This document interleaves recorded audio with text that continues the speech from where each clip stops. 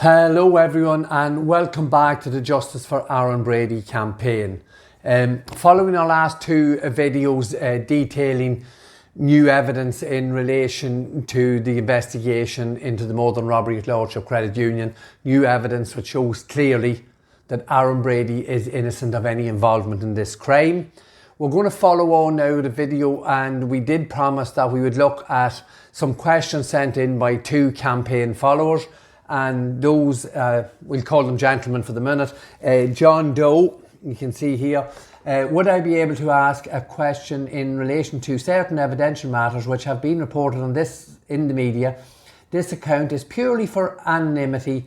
Should you address my question? Well, we did contact Mr. John Doe, told him we would address his questions, and we highlighted that was a fake account. We knew it was a fake account, and he was happy enough for us to show it.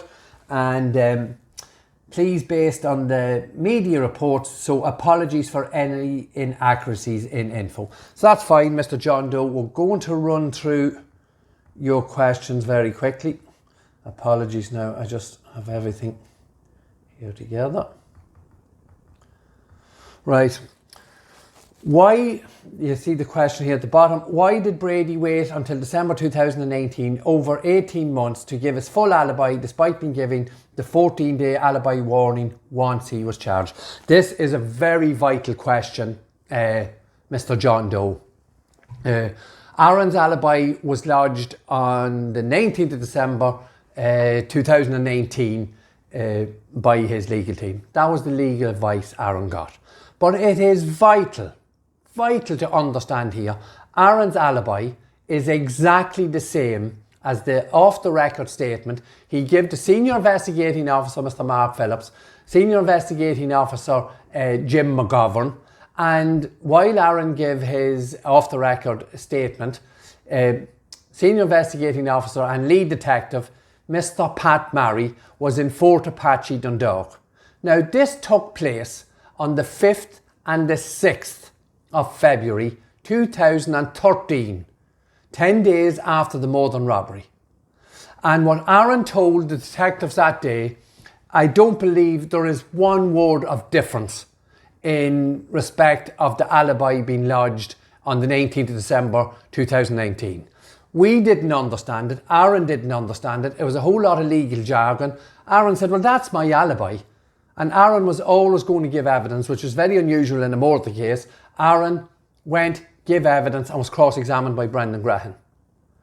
So this, I'm going to call it bullshit about the alibi being lodged on the 19th of December 2019. It's purely a whole legal thing. We couldn't understand it. Aaron didn't understand it.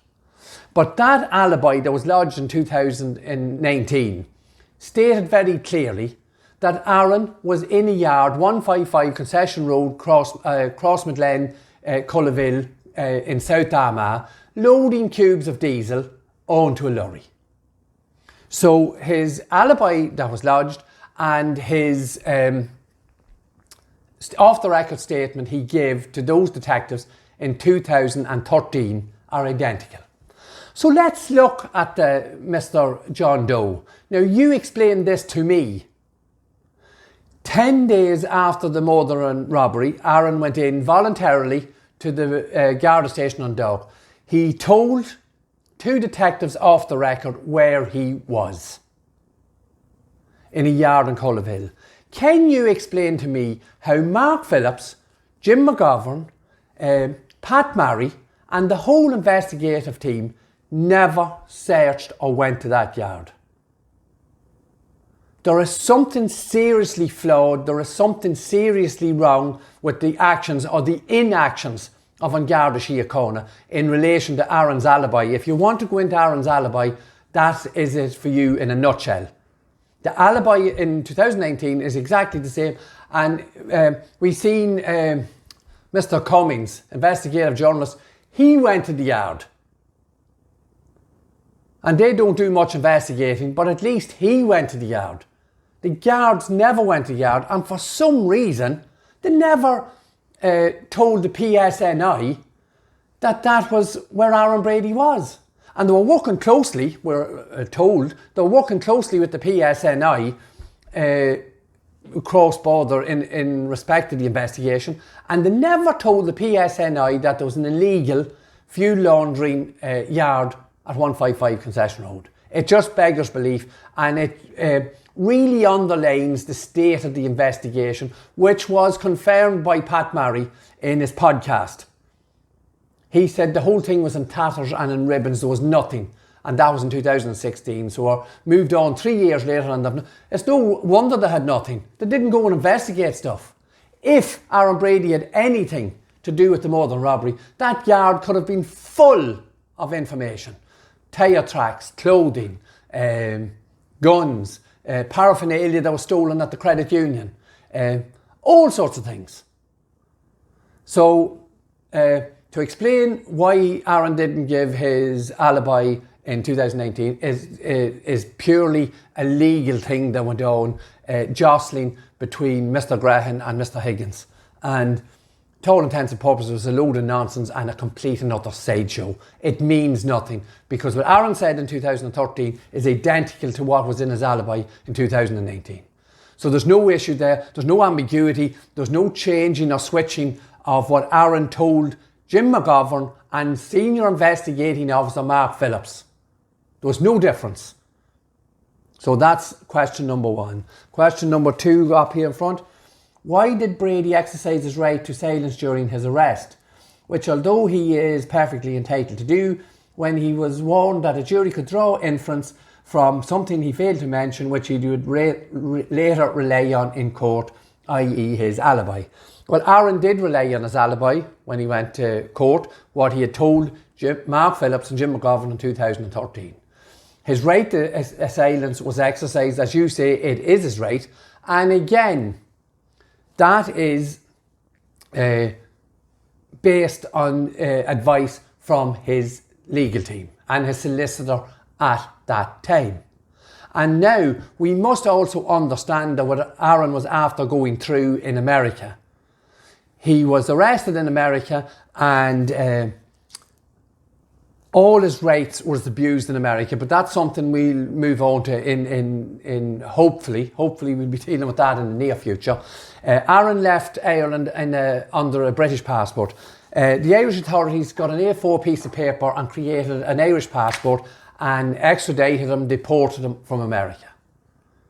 So the way Aaron was treated and what was said to him during his arrest and his detention and deportation, I think he was 100% right and 100% entitled to silence. And when we see the way this investigation was carried out and how the trial was carried out, I think Aaron was 100% right to exercise his rights. Number 3. Do you believe there is sufficient evidence to sustain the burglaries charge from the current trial, given the cell site evidence and the sat-nav and documentation taken from the burglaries being linked to a house where Brady stayed and being linked to a suspect A's father? The reason I ask is because if they were previously involved in the creeper burglaries, it raises questions as to where suspect A, Brady and others went between the hours of 12 and 5 a.m. on the night the Passat was stolen. I'm just going to look at the last line of that question first, and then we'll deal with the body of it. In relation to the night the Passat was stolen. Now, Mr. John Doe, if you have been watching what has been shown in Justice for Aaron campaign, you know it is a complete farce. The accusations that Aaron had anything to do with the theft of the Passat that was allegedly used in the Northern robbery. First of all, there is proof that Aaron Brady was not in suspect A's vehicle at Niall Clark Isles because they were in contact with each other on the phone. So they weren't in the same vehicle. We know for a fact, we've seen it before, the entry point to this crime, and indeed the whole investigation, is a complete fallacy. And this is the reason I was excluded from court, because I questioned Garrett Kenna, I questioned Senior Investigating Officer Mark Phillips, and I questioned the Dundalk investigation room, that nobody test drove the time between Monasterboice Inn and Termonfeckin Credit Union, and realised that the evidence they had put forward in the shape of CCTV footage and CCTV stills was impossible. The travel time between point A and point B in the time of 6 minutes is impossible. Now, that's only a little bit. Then we go into the fact of a car travelling for over 90 kilometres and only 6 sites of CCTV footage. Absolute nonsense. It shows that the story is completely edited and completely curated, which was highlighted once again when the defence team 3 weeks ago found the BMW in Dromiskin. A piece of information that was totally airbrushed and edited out of the travel time of the vehicle that possibly stole the Passat in Clogherhead. Completely edited. Now, we will do videos on that, but that is fact, and we will do a video on that. It's quite complicated, but those of you who follow the story, 7 minutes to travel 1 kilometre. 38 minutes to travel from Cooleyview Bed and Breakfast into Castlebellingham, a 3-minute journey. Absolute nonsense, crazy stuff. That is totally curated narrative that is completely edited, so heavily edited, it's disgusting. And I will say again that Garda Kenna and the whole investigation team in Dundalk told lies. They committed perjury.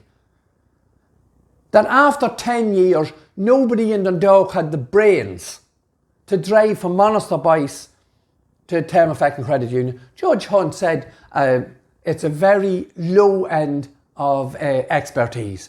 Drive a car, hit a stopwatch. This is the entry point.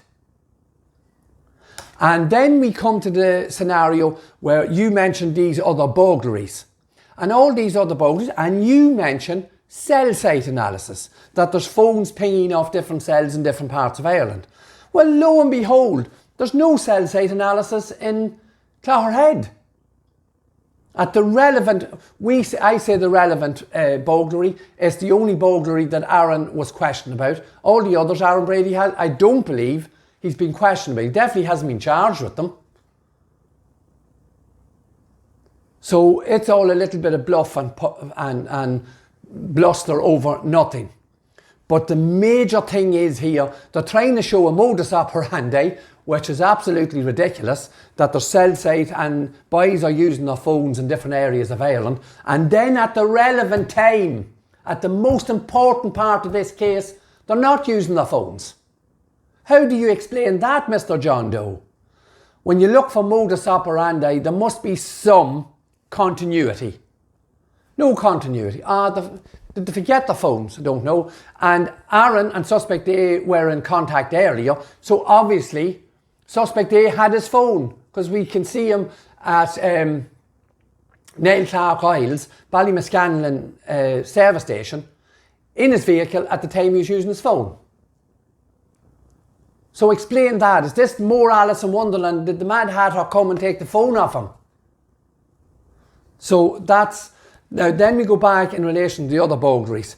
I don't know the full details of all the other burglaries. I was in the court for most of it. It was very scattergun the way the prosecution presented the case, I have to say.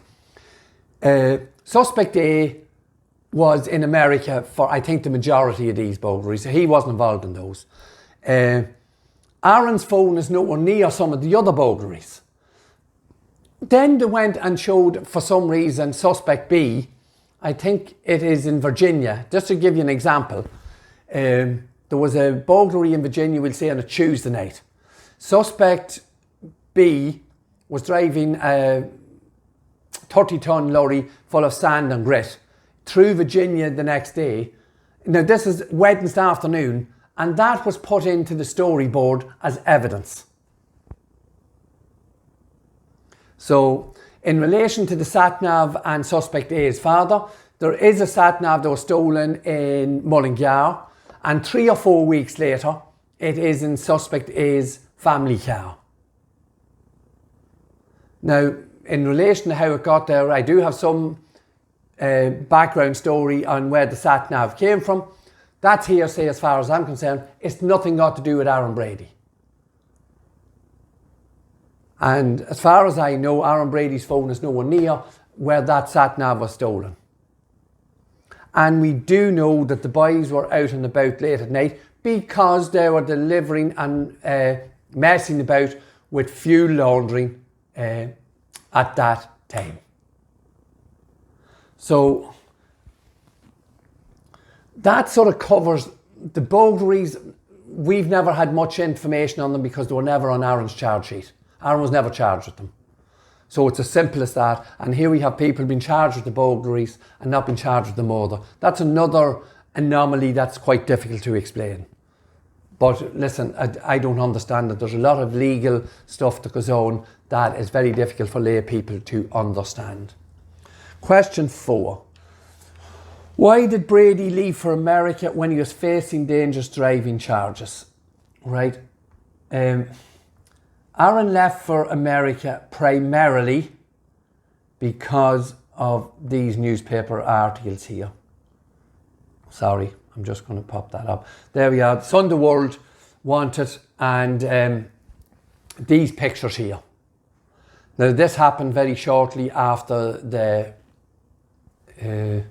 murder robbery. I think within a few days. I can't see the date on that. But the thing is, the Sunday World actually printed or released that online without the pixelation.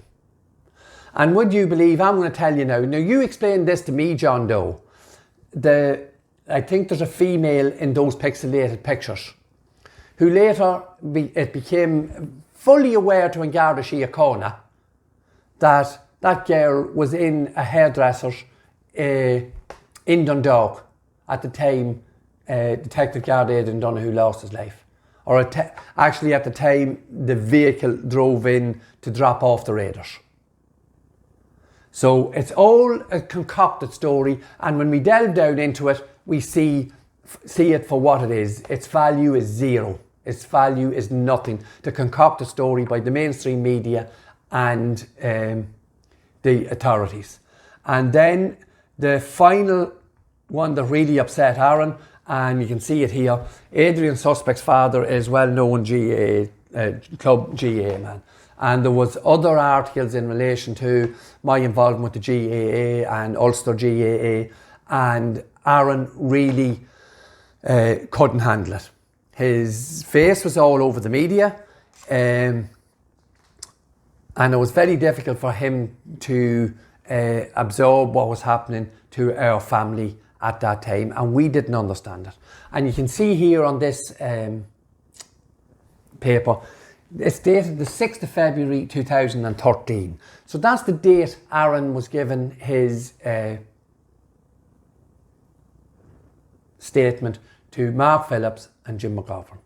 So let there be no ambiguity. This is all over the papers. I'm sure Mark Phillips, Jim McGovern, Pat Murray, some of the fellas in the incident room must have seen this article and said, this fella's a suspect. He told us he was in a yard in Cullerville. Did nobody in the incident room think, geez, we better go and check that yard? Ring the PSNI there and tell them to go and check it. There could be a shotgun buried in the yard. There could be a shotgun in the rafters of the shed. So do you see, when the truth is put together, everything ties in correctly? And what the incident room had done in Dundalk, what Mark Phillips done, what Pat Murray done, is wholly and totally disgusting. So that's the reason Aaron left and went to America. We didn't want him to go to America. When we got the phone call that morning, we were very afraid that other things had happened. And we were thankful that when we got the phone call that he was in America. Now let me see here. Question 5 from John Doe. Do you believe that suspect B's explanation for his phone was inactive, dropping in the bath, given that he made 8 calls to Brady at the time when those who robbed the credit union would have been congregating, and his phone was workable again when 2 further calls were exchanged with Brady's phone at the time when those involved in the robbery would have been dispersing? Excellent question. Very, very good question. Now, first thing to highlight here is suspect B's phone and dropping into the bath. And funny, I did notice when this was mentioned initially in the case recently, everyone in the courtroom was sniggering. But the sniggering soon stopped when it became apparent that suspect B, when he went in voluntarily to give his statement to the PSNI, told them the phone dropped in the bath and he had the phone and the SIM card still in the house. And I will have to check the time scale here, but I do believe it's over 2 months later on when there's a search warrant for suspect B's house. And guess what they find on the mantelpiece? The phone and the SIM card. So again, a sinister connotation put out there by the prosecution and by the authorities. And the phone and the SIM card was there. Now, Mark Phillips, Pat Murray, Jim McGovern, Garda Kenna would have read the PSNI statement. And holy good God, somebody should have said, suspect B's telling a load of bullshit here. There's no phone or SIM card on the mantelpiece. Go and get it now. Ah no, they wait 2 or 3 months. Can you explain that, John Doe? But the phone was there, the phone and the SIM card. And then a witness came forward to confirm that the phone had fallen in the water and there was attempts made in suspect B's house to dry it with a hairdryer. But the phone and the SIM card were there. They were not destroyed. They were not disposed of. So this idea of sneaking in a false narrative again. Do you see when we keep going and keep putting the truth out there and not allow a curated and a sick narrative to be perpetrated by people? All we want is the truth. Now, the calls to Brady, see, you're contradicting yourself here right away, and this is where we hope the case is just finished will go. If suspect B was congregating to make a gang, which they don't have a gang anyway, we know that. Law can stay in for the prosecution threw out more names, which is fucking disgusting. Excuse the language. Very difficult to sit in the court and start throwing out names of Aaron and James Flynn's friends, who he should know, had absolutely nothing to do with any of this. The same as Aaron and James Flynn, nothing to do with it. But just throwing names out for the court as fillers to try and create a fictional gang. But the point you make is an excellent point, John Doe. Excellent point. That, and the 8 calls you tried to make, we have to, again, put this in the context. I think 7 or 8 of those were 0 because the phone wouldn't connect. Now, if you're going to plan an armed robbery, you don't sit in your house trying to make calls in an area where the coverage is nearly 0. If he was in that much of a hurry to attempt to make a call, he would have had to come out of his house, walk on to the Armagh Dundalk Road and walk down the road a little, and this is in evidence with An Garda Síochána had to do this, okay? We're not making this up when they had, they were doing checking cell site data, okay? So we would have had to walk out of the house, out onto the Armagh Dundalk Road and test and ring Aaron then. But why would they be congregating? There would have been communication for the gang. See, there's no evidence of any congregation in relation to Aaron, suspect A and suspect B. None, 0. No congregation. And then there is absolutely no evidence of dispersion.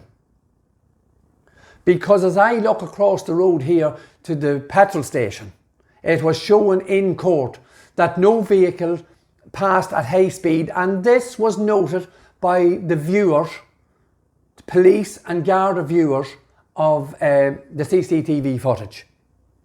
The vehicle would have had to pass here to get suspect B home. But now we know with the other evidence that we showed, that we played a couple of days ago, with the Passat going the wrong way around the roundabout, where did the gunmen head for? South for Dublin. More evidence that was hidden by An Garda Síochána and the DPP. That Passat never came in this direction.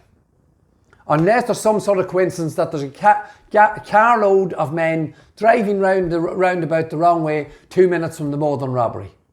What do you think, John Doe? The car that was used to murder Detective Garda Adrian Donoghue, your colleague, John Doe, I would suggest in some way, headed for Dublin. Never came this way to suspect B's house or heading towards the fictional burn site for the vehicle was used in the Northern robbery. There was a car burned out on Compson's Road. Nothing got to do with the Northern robbery at Lordship Credit Union.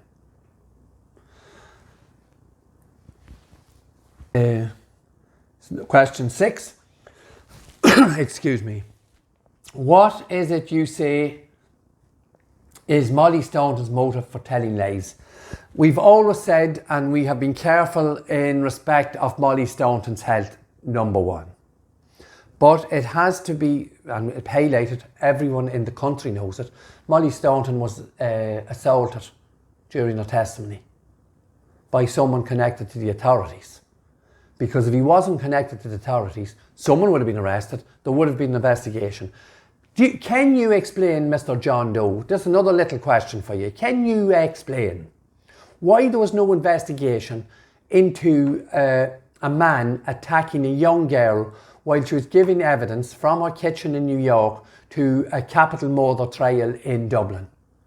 And Mark Phillips instructed Brendan Graham, senior counsel for the prosecution, no, we'll not bother investigating that, that's fine. In a situation where Miss Staunton told Fiona Murphy, Aaron's defence counsel, that Aaron had not said he shot a cop.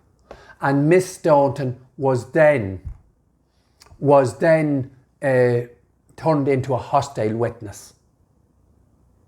So I'm sure you understand the technicalities that you're following the case, you say, on the newspaper reports. Go back and Google Molly Staunton's testimony and see what was said to her. Tell them what you're fucking supposed to tell them. So Molly Staunton's motive for telling lies, Molly Staunton was involved in an abusive relationship and it may have been a two-way thing. And there may have been issues in respect of that, maybe issues in respect of health. But it's something we'll go into in much more detail as and when the time is right. But if you for 1 second, John Doe, think that Molly Staunton's, and even the judge said he was going to warn the jury, and I would say Judge Michael White, his warning was much less significant to that what he had promised he was going to warn the jury in respect of Molly Staunton. Molly Staunton's testimony wasn't worth that. A man to tell them what you're fucking supposed to tell them. No more testimony. And you're questioning us about Molly Staunton's testimony. Are you for real, John Doe? So that's John Doe's 6 questions there. Hopefully, Mr. Doe, I think Caroline has told me that the profile is down. But if you do want to answer any of the questions we've asked you there in respect of that, please go ahead and ask them. And we'd be more than happy if you would reply to some of the queries we have in respect to the questions you raised. And we will continually talk and tease these things out, because if we continue to do that, Mr. Doe, we will get to the truth. We're going to move on quickly now to Mr. Big Stones. And he had some questions. Mr. Big Stones, maybe the few launderer who would come forward and give a statement to say Aaron was in the yard. During the course of Aaron's trial, the authenticity of the lorry and the journey the lorry took from Dublin to Dunamine in County Monaghan and on to the fuel laundering yard was given in the court in Dublin during the course of Aaron's trial. So the authenticity of the lorry and the yard and everything. And indeed, Garda Síochána had 20 photographs of the yard with all the paraphernalia in it, the cubes, a van, a forklift and a teleporter, and indeed a lorry. So they knew exactly what was happening in the yard. As regards someone coming forward and giving a statement, I would have to say we have a serious issue here, and I've mentioned this before, with the investigative value of Aaron's initial legal team. That was a serious problem in relation to that aspect of it. But Aaron always said, and it has been proven now when we see James Flynn's car in the square and Crossmaglen at the time of the murder and robbery, and there is a BMW which passes another business on the concession road near the site where Aaron said he was. Aaron was in the yard on his own. So it was as simple as that. That's come back to the alibi and to the statement Aaron gave to Mark Phillips and Jim McGovern on the 5th and the 6th of February 2013. And next question, maybe his ex-girlfriend will explain in detail why they changed their statements. Again, this was done quite thoroughly during the course of Aaron's trial. Sergeant John Maroney stopped Aaron on suspect day at the roundabout of Ballymac service station on the morning after the murder and robbery, sometime around 12:30. John Maroney asked Aaron where he was, and Aaron told him he was at his girlfriend's house from 7 or 8 o'clock until 3 a.m. in the morning. Now, for God's sake, someone is going to have to understand this, that if anyone was going to give a false alibi for a murder and robbery, they would not give a false alibi from a girlfriend who was in a house full of people. Her mum, her dad, her sister, her brother-in-law, her friend and her friend's father. You know, just a little bit of common sense, and yous are asking us stupid questions about silly things, why Aaron went here and why he went there. That's nothing got to do with the man who shot and murdered your colleague, Detective Garda Adrian Donoghue. So the question is, in detail, why they changed their statements. Once this escalated into an investigation into the murder, Aaron told his girlfriend, go and tell them the truth. Go, take your phone in, give your phone to the police, and there's no issue. And she gave a detail. She went into the police station in Crossmaglen and told them exactly what happened, that Aaron arrived at the house at 11 p.m. and he wasn't there earlier, and that she was aware that the boys were walking in the yard. And that's as detailed as it gets. But the main thing is here, I'll tell you who was changing the story. Sergeant John Maroney wrote some nonsense at the end of a statement in a different pen that Aaron Brady said that he didn't know about the murder and robbery at Lordship Credit Union at 12:30 on the Saturday morning, when Aaron and suspect A was after driving past 200 guards searching along the side of the road. And I did mean to find a band guard who was talking to suspect A on that morning. Sergeant John Maroney was talking to Aaron here. Band guard was talking to James Flynn on the other side of the car, and she took a statement of suspect A. And lo and behold, we found now during the course of this trial, 3 months later, she filled in at the bottom of her statement, suspect A was nervous. 3 months later. So Sergeant John Maroney is filling in bits and pieces at the bottom, later on at the bottom of his notebook, and Bangardi, I will be covering this again, I will get her name. She remembered something 3 months later, involved in an intense investigation. And she remembers something 3 months later. Can you remember what you said to your brother, sister, or your cousins 3 months ago? Or something you heard from someone else 3 months ago? Are these people for real?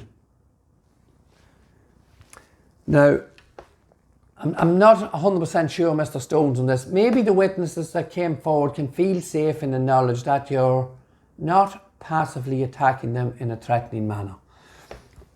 Listen, if Daniel Cahill, Christopher, Anthony, all those people who give statements, if they want to come forward and tell the truth, that's fine. And once we have another few videos done in respect of the new evidence that came forward in respect of the car suddenly appearing in the Domiscan, we've already done James Flynn's car in the Square and Crossman Lane at the time of the Northern robbery.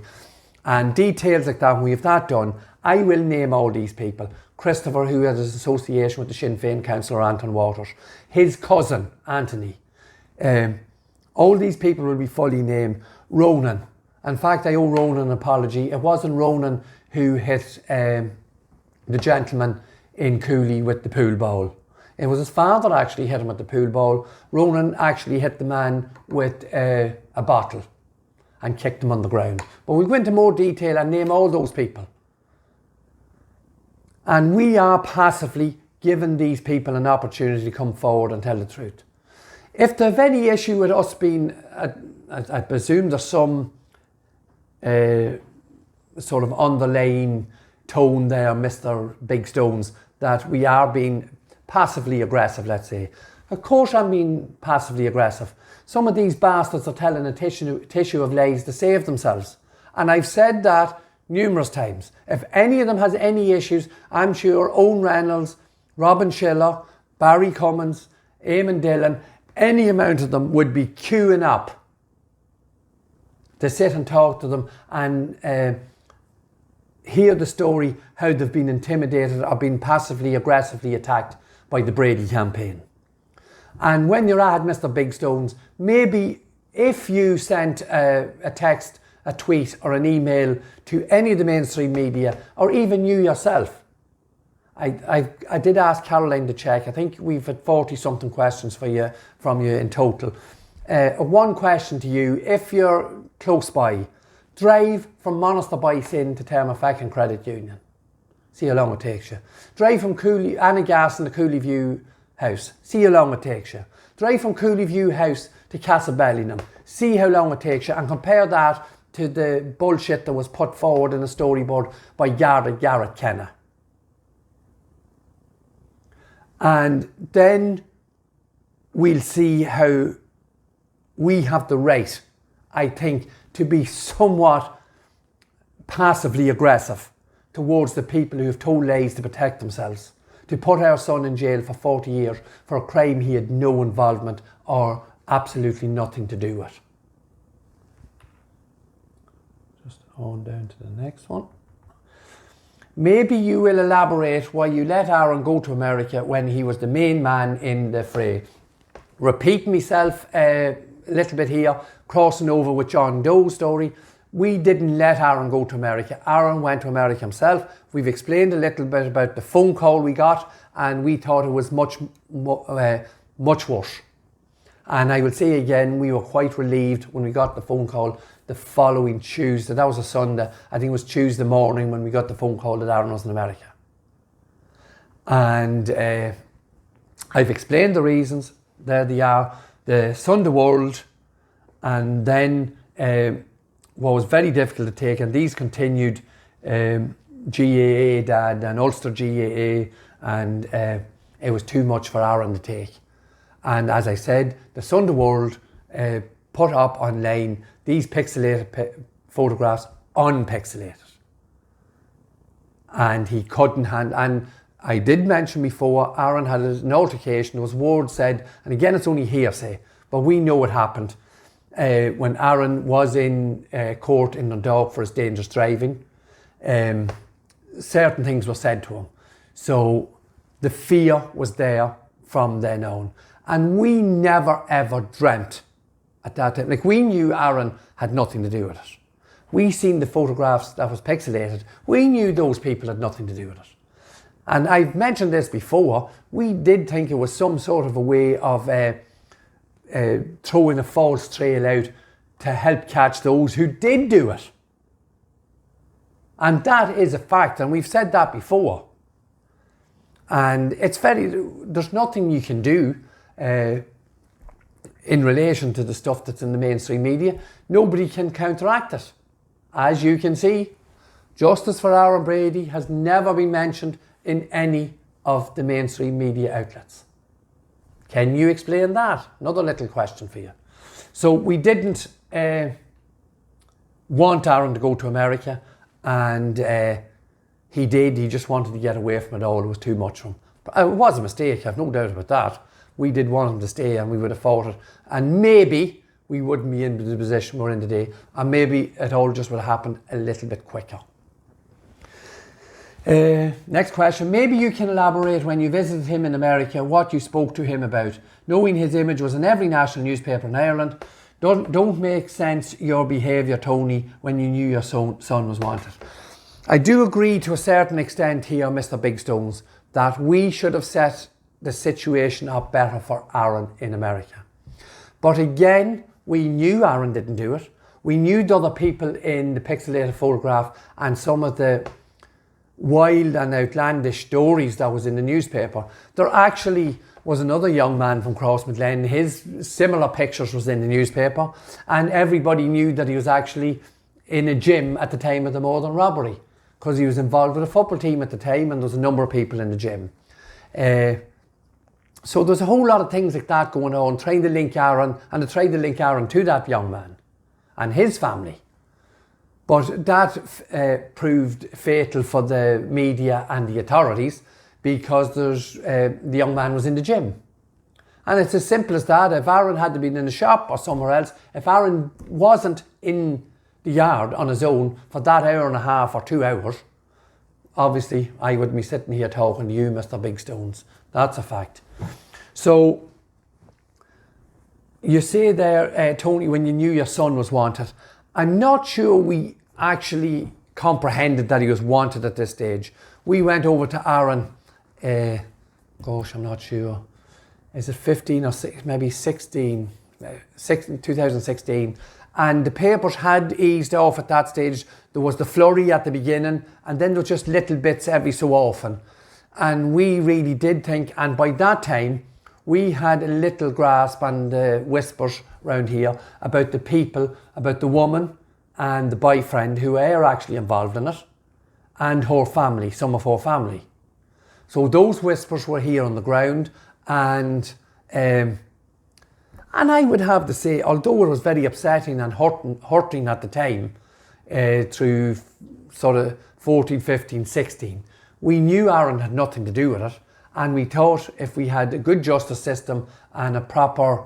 the Gardaí never told us Aaron was wanted. So there was never any official, and they knew exactly where he was, because we know Inspector Mohan was over in America very early.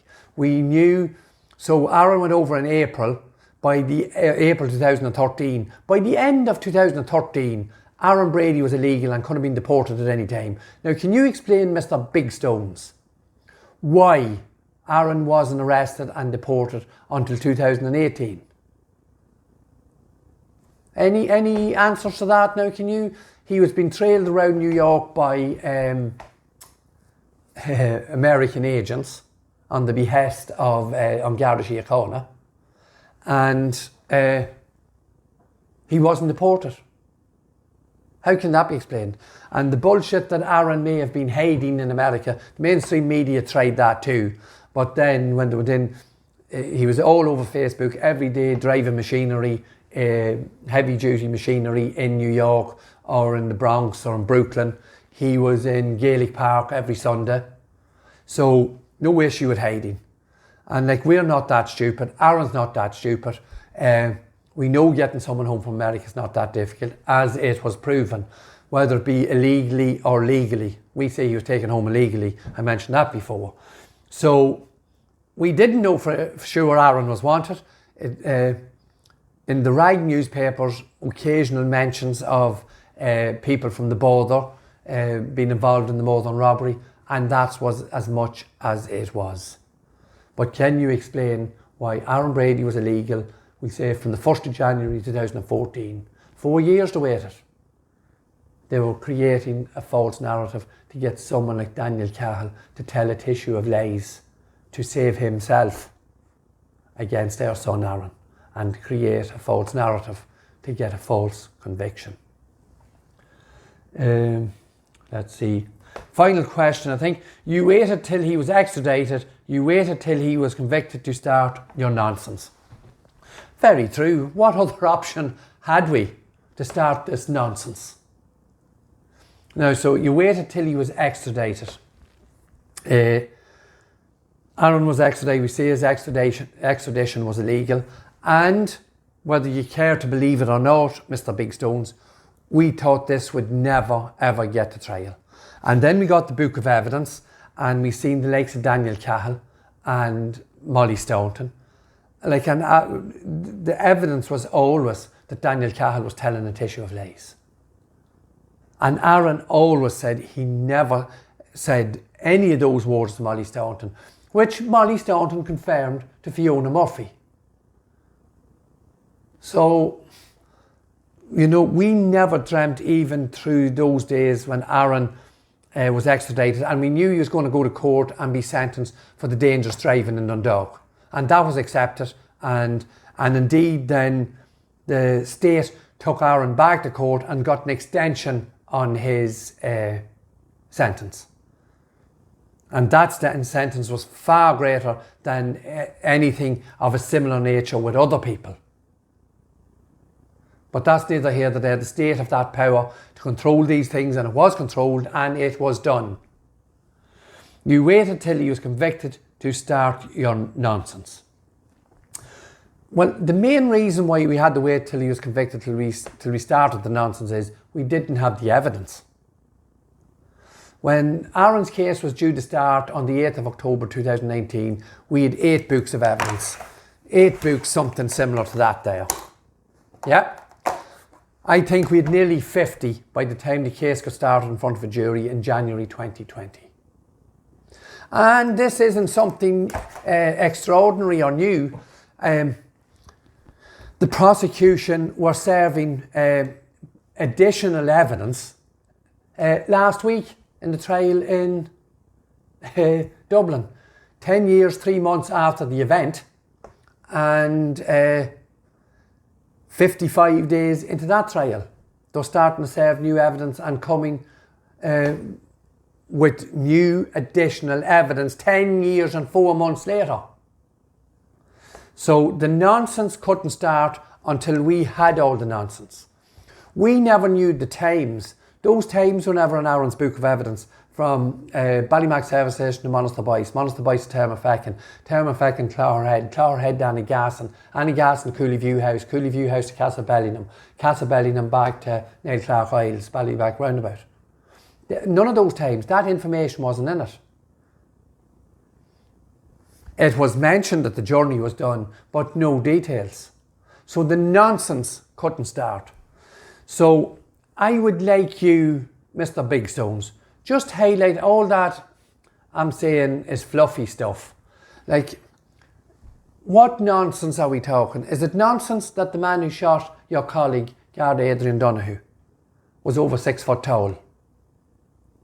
Is it nonsense that the vehicle that left the credit union, the only 2 people to seen it, was dark grey, and Garda Síochána trying to say that it is a blue car?